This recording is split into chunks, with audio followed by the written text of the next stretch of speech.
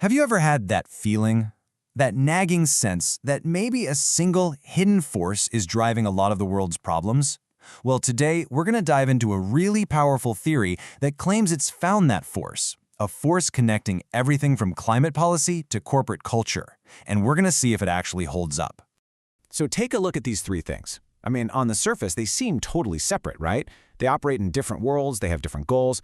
But what if there's a theory that says they aren't just related, but that they're actually different fronts in the very same war? And that right there is the core claim. The idea is that these aren't just random movements popping up. Nope, they're all part of a single, coordinated ideology that is trying to fundamentally remake Western society. It's a huge, all-in-one explanation for, well, for almost everything. So this big idea, this framework that we're going to call the It's All Marxism theory, has been laid out really clearly by thinkers like Emmett Connor. The argument is simple. If you really want to get what's happening in the world today, you have to understand this one root ideology. Okay, so how does this theory supposedly work? Well, it claims there's a direct line from Karl Marx through thinkers like Gramsci and the Frankfurt School straight to today. The idea is that this ideology has quietly taken over our key institutions, universities, the media, big corporations, and its main tactic, something called weaponized compassion. It takes our own empathy and uses it against us, rebranding its goals as things we'd naturally support, like protecting the environment or social governance. But according to the theory, the real endgame is to dismantle Western civilization from the inside out. It's a very clear and very direct story. Now look, it's super easy to hear something that big and just write it off as another conspiracy theory. But our source material says that's kind of the lazy way out. Because to really understand why this idea is so powerful for so many people, you have to start by admitting something important. It points to some very real, very documented problems. The first point is one that's pretty hard to argue with, honestly. When any organization, a university, a company, whatever, lacks a diversity of viewpoints, the range of what you're allowed to think just shrinks. Dissent gets risky, and pretty soon, certain questions just don't even get asked anymore. This isn't a conspiracy, it's just basic human sociology.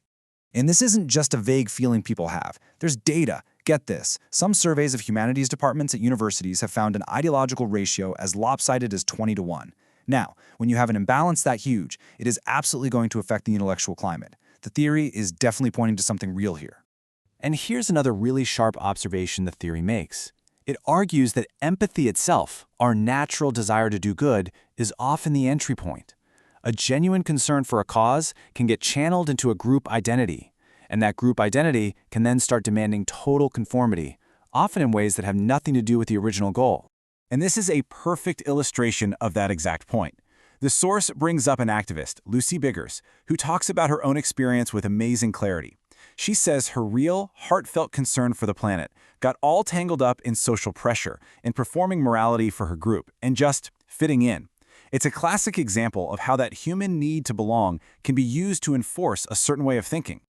And the list of valid points just keeps going. The people who believe this theory are correctly identifying huge, well-documented problems. ESG scores that are kind of meaningless, tax loopholes for the super rich, government agencies that seem to be working for the very industries they're supposed to be watching, and this widespread feeling that you have to censor yourself or risk social punishment. These are not made-up problems. They're very, very real. So, if the observations are so often right on the money, where does it all go wrong? Well, the theory starts to completely fall apart when you look at the grand explanation it uses to connect all the dots. The problem isn't the what, it's the why. The biggest issue, the one everything else hinges on, is that the word Marxism gets stretched until it basically means nothing at all. I mean, when the European Union, ESG investing, and environmentalism are all called Marxist, the word stops being a useful term. It just becomes a grab bag label for stuff I don't like. And when a theory is defined that broadly, you can't ever prove it wrong. It's a closed loop that only ever confirms itself. Let's just look at a really clear historical example. The theory claims that institutions like the World Bank or the EU are Marxist tools. But history tells us the exact opposite. They were literally created during the Cold War as a defense against the Soviet Union, to tie countries into a global capitalist system. To call them Marxist, you basically have to ignore their entire reason for existing. Or here's another one that's just as glaring. The theory blames Marxist ideas for many of Africa's problems, but that completely sidesteps centuries of colonial history, the stripping of resources, the slave trade, the European powers carving up the continent with artificial borders. To point the finger at Marxism is to ignore a much bigger, more direct, and way better documented cause.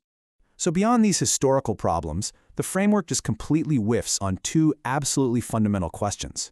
And these aren't small details either. They expose some deep, fatal flaws in the whole argument. During an interview with Connor, the journalist Peter McCormick just keeps coming back to this one beautifully simple but devastating question. He asks, what if the people pushing for these changes don't actually want a Soviet-style dictatorship? What if they just want something more like, Sweden? And this is exactly why that question is such a killer. The Nordic countries prove that you can have high taxes and a strong social safety net right alongside a thriving market economy, private property, and huge, successful global companies. The Scandinavians have universal healthcare, and they have IKEA. This reality, this model of social democracy, just doesn't compute in the theory's black and white world, so it's kind of just ignored.